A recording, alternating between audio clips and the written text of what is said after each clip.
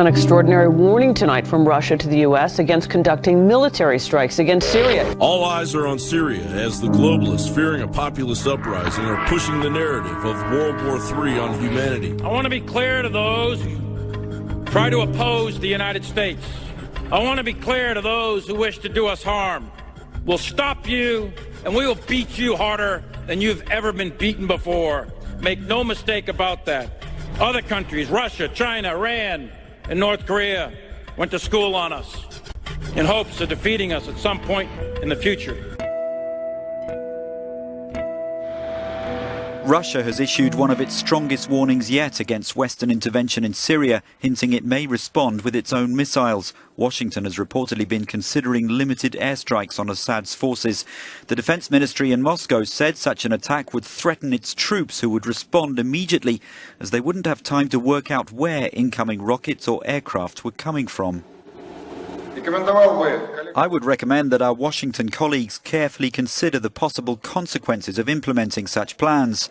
I'd like to remind US strategists that air cover for Russian air bases is provided by S-400 and S-300 air defense systems, whose radius of action could become a surprise for any unidentified flying objects. Washington says its deliberations about possible non-diplomatic options will continue as the Syrian army tightens its grip on Aleppo. Rebels have said they have no plan to evacuate the city, denouncing an amnesty offer by Damascus as a trap. The UN is warning of catastrophe.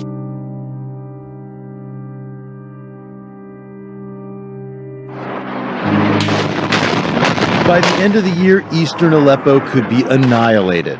That's the grim assessment from Staffan de Mistura, the UN Special Envoy for Syria.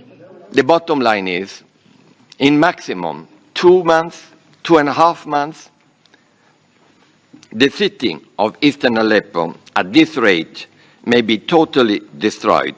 We're talking about old city in particular.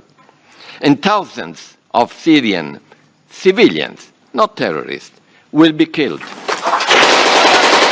Russian-backed Syrian government forces have ramped up attempts to take back rebel-controlled parts of Aleppo, where the U.S.-backed opposition fights alongside al-Qaeda-linked terrorists. The UN estimates there are about 900 to 1,000 of these terrorists in Aleppo. Syria's president says defeating them is a top priority. There's no other options. We won't accept that terrorists will take control of any part of Syria, not only Aleppo. This is our mission, and this is our goal, and this is our next step. Now, could another North Korean nuclear test be on the imminent horizon? It appears it might, as a US-based North Korea monitoring website has spotted activity at multiple areas of the North's Punggye-ri test site. 38 North says satellite imagery taken on October 1st shows movement at all 3 portals. Photos of the North Portal, where the regime conducted its 5th nuclear test on September 9th, show a large vehicle, possibly a truck, near the entrance. Other ports also show a few vehicles and a group of people standing near the entrances, which may indicate ongoing work, but it remains unclear whether such activities are test-related.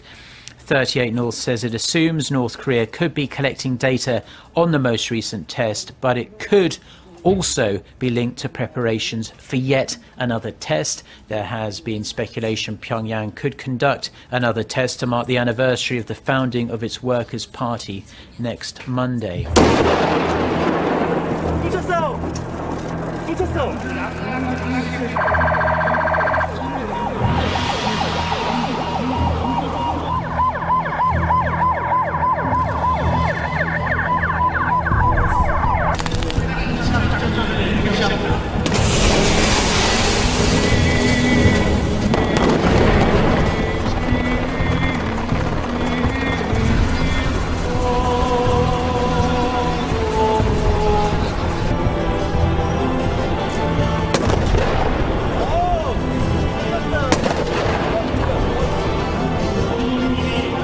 India says its forces have killed 3 suspected militants who were attempting to raid an army base in Kupwawa district in northern Kashmir. A police official said the 3 men were spotted near the de facto border between India and Pakistan. The incident is the latest in a series of attacks that has raised tensions between the 2 countries and left people living near the disputed region living in fear.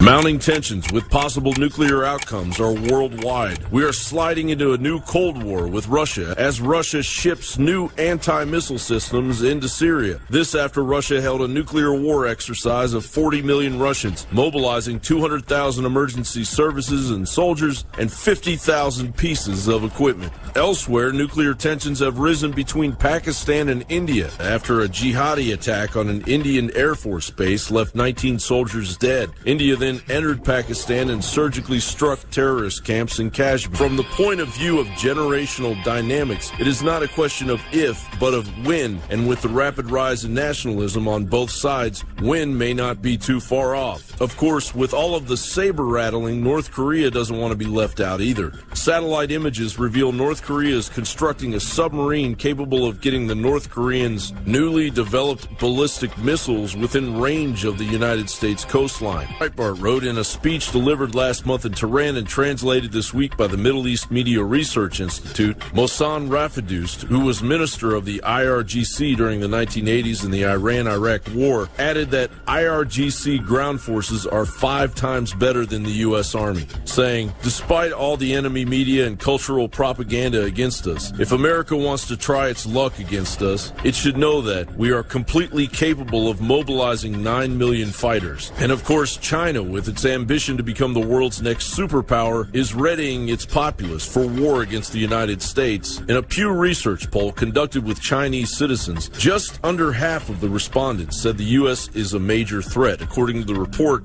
marking the highest percentage among the 7 potential threats tested on the survey. The other threats included global economic instability, climate change, cyber attacks, and the Islamic State. World War III is heating up. 20 Iraqi volunteers fighting against Daesh terrorists were killed and at least 5 others were injured in U.S. airstrikes south of Mosul. U.S. fighter jets targeted a building occupied by the pro-government tribal fighters in the district of Qayyara, 60 kilometers south of Mosul. The U.S. Defense Department has released a video of the airstrikes as part of a probe it has pledged to conduct into the offensive.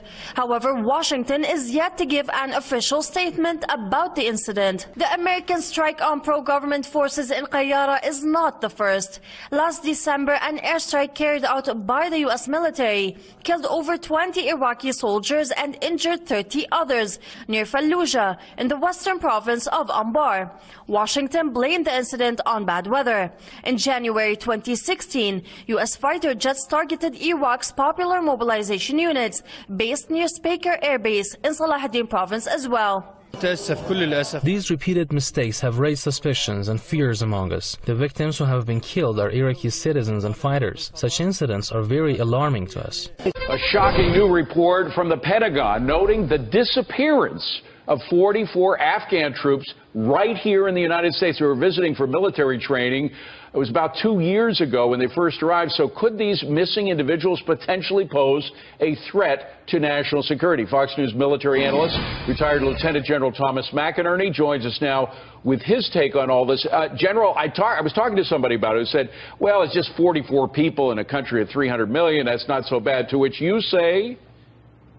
Well, I say if they are, in fact, and I don't necessarily think they are, but one of the courses of action, David, is that they could be radical Islamists, ISIS, Taliban, that were specially trained to come in, and 44 of them in this country that, if they're properly trained, could be a major problem. It's not just the National Security Agency. Now the U.S. Army is dealing with its own internal theft problem. The Department of Justice has accused 8 people of stealing and reselling sensitive Army equipment on eBay. 6 of the suspects are soldiers stationed at Fort Campbell. The stolen items include weapons parts, armor, and medical supplies. The thefts add up to more than $1 million worth of military hardware. This comes right after the DOJ announced charges against an NSA contractor accused of stealing classified documents and government property. Just 39 days until the election, and some people won't let anything keep them from voting in Virginia. That includes being dead. That's right, the FBI now investigating after more than a dozen dead men and women re-registered to vote in the swing state. Now, all of the forms were submitted by a private group working to register voters on the campus of James Madison University. Unreal. The view from the air reveals the extent of the destruction wreaked by Hurricane Matthew in Haiti. Hundreds of people are known to have died as the storm sweeps through the Caribbean. It flattened whole neighborhoods in the island nation. In the main city of Jérémie, some 80% of buildings have been destroyed. Most of the casualties came in towns and villages in Haiti's southwest. This man says all the money we had's been lost. Everything's lost. We don't know what to do. We asked for help, but none came. The hurricane blasted the Bahamas on Thursday with winds of 220 kilometers an hour as it headed towards Florida. Forecasters said the storm could be the most powerful to strike in over 100 years. See this? Melbourne, Daytona Beach, all the way up to Jacksonville. This moves 20 miles to the west, and you and everyone you know are dead. All of you. Because you can't survive it. It's not possible unless you're very, very lucky. And your kids die too. Martin County Sheriff William Snyder warned that his Florida county will need body bags if people don't get out of town. Top officials in the area are not taking Hurricane Matthew lightly. Governor Rick Scott was blunt in his statement. There are no excuses. You need to leave. Evacuate, evacuate, evacuate. Scott activated 3,500 National Guard troops to help with evacuations and prepare for search and rescue operations. President Obama declared a state of emergency in Florida so federal departments could coordinate relief efforts. Many people have already evacuated their homes or prepared them for the storm. Hurricane Matthew has intensified into a Category 4 storm with winds of at least 140 miles per hour.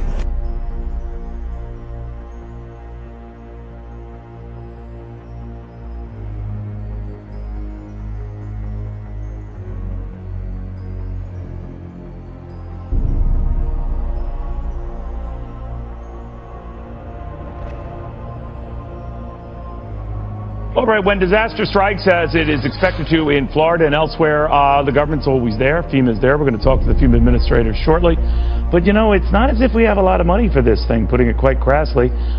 We're running a big deficit. We've got almost $20 trillion in debt. And now globally, word is that the whole world is, no pun intended, underwater. 152 trillion in debt. Sorry, the IMF says the world's reached a record level of debt, $152 trillion. That's more than twice the size of the global economy. Are Europe's banks heading for another crisis? Thousands more job losses are announced as lenders tighten their belts. Been another rough few weeks for Europe's banks. Fears over the financial health of Germany's biggest lender, Deutsche Bank, sparked a sell-off of bank shares. European lenders are struggling to maintain profits as interest rates are at record lows. Faced with lower earnings, banks have been cutting costs, slashing tens of thousands of jobs in the process. Union protests at the shock announcement from ING. The Dutch lender is cutting 7,000 jobs, around 12% of its workforce, in order to save €900 million a year by 2021. The bank is closing branches and instead focusing its business online. The customer asking from us more digital when he wants it at any time, anywhere, and on the other hand, more advice and availability of our people. So we transform the bank in a fundamental way to be ready for the future. The cuts are the heaviest job losses at the firm since the bank was bailed out in 2009. ING's announcement comes a week after Germany's Commerzbank announced 9,000 of its jobs are to go. Spain's Banco Popular has also recently promised to shed up to 3,000, joining Lloyds, Unicredit and Deutsche Bank in a pan-European bloodletting that has picked up steam over the past year. The cuts reflect lower bank profits in general, a situation caused by low interest rates across the Eurozone and tighter financial rules mixed with a sluggish global economy. With the potential for boosting earnings limited by interest rates that are close to zero, reorganizing means cutting more costs. Since the start of 2015, European lenders have cut more than 100,000 jobs worldwide.